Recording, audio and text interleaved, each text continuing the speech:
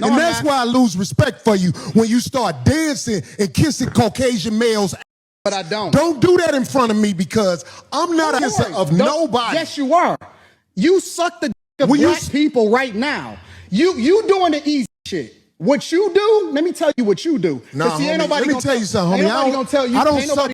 Yeah, I don't you do. suck. You do. So fix You doing that. it right now. I don't suck. You doing it right now. Homie, believe me when I tell you. I don't do that. I tell you. I don't do that. Listen. So don't come at me with no I'm gonna give you the same energy you give me. Let's switch seats. No. Let's switch seats. I'm with it. Homie, I don't do no sucking. Say I suck again. I'm right here, right now. All right. All right, that's what I'm. So I'm sure by now a lot of y'all have seen this clip. And I want to say this.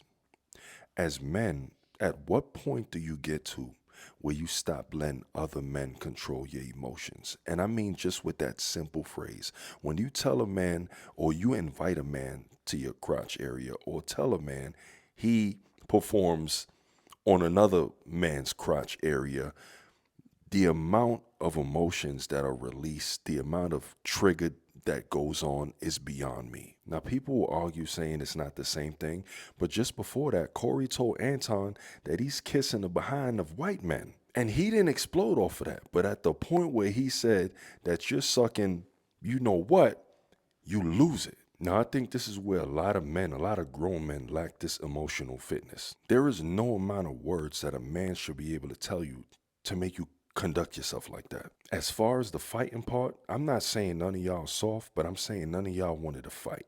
Because you kept telling him to say it again.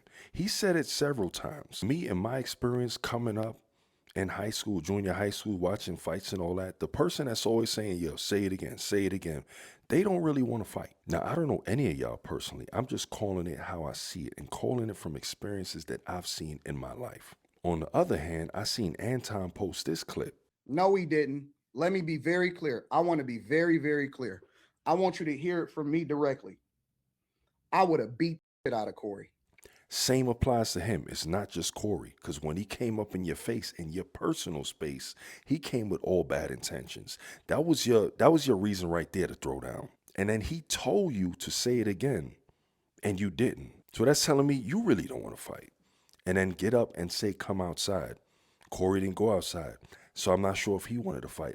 Again, I'm not saying any of these guys are soft, but I'm saying nobody wanted to fight. If you got to tell a dude, say it one more time, knowing that the world just watched him say it so many times, you're supposed to start with the hands flying already.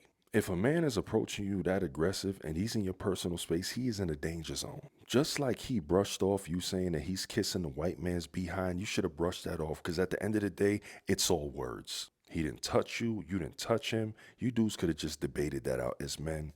Threw words back and forth, shook hands at the end, and kept it moving. That's my little take, respectfully, of course. Sensational.